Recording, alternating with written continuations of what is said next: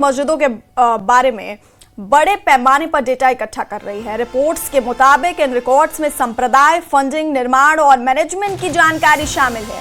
इस सर्वे में इमामों और मस्जिद कमेटी के सदस्यों की पर्सनल जानकारी भी मांगी जा रही है। इसमें ID, bank details, travel history और सोशल मीडिया का इस्तेमाल शामिल है। इस बड़े पैमाने पर की जा रही कार्रवाई से लोगों में चिंता है और वो इसे धार्मिक मामलों में दखल अंदाजी मान रहे हैं।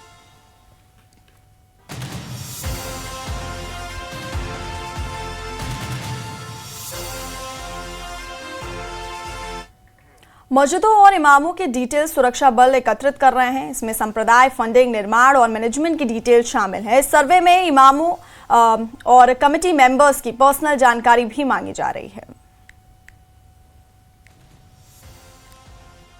जम्मू कश्मीर पुलिस और सिक्योरिटी फोर्सेस की जानिब से कुछ दिनों से श्रीनगर की बात करें या पूरे कश्मीर की बात कर ले, हम जितनी भी यहाँ मस्जिदें हैं, दारुल उलूम है, वहाँ पर इस वक्त एक प्रोफाइलिंग की जा रही है और देखा जा रहा है कि किस तरह से ये जो मस्जिदें हैं, ये दरसगाह है यहाँ पर या ये दारुल उलूम है, इनकी फंडिंग कहाँ से आती है, ये ऑपरेट कैसे होते हैं, इनकी फंक्शनिंग कैसी है, इनके पास रिकॉर्ड्स जेन्युइन है या नहीं, और किस लैंड पे ये जो यहाँ मस्जिदें हैं या दारुल उलूम है ये बने हुए हैं।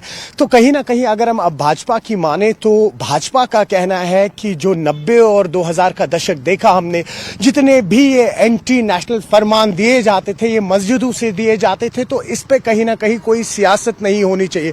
वही अगर हम पीडीपी की माने, पीडीपी कह रहे हैं कि कहीं ना कहीं इस तरह से अगर पर्टिकुलर कम्युनिटी के जो रिलीजियस प्लेसेस है यहाँ पर इस तरीके से प्रोफाइलिंग होगी तो कहीं ना कहीं ये एक अच्छा मैसेज ना जम्मू कश्मीर के लोगों के लिए है, ना पूरे देश भर के लिए है। अब ये देखना होगा कि किस तरह से इस मुद्दे पे आने वाले दिनों में मुख्तलिफ पॉलिटिकल पार्टियां इंक्लूडिंग नेशनल कॉन्फ्रेंस अपनी सियासत गरमाता है। न्यूज़ 18 के लिए अयूब खान के साथ श्रीनगर से मैं सरोज कफील।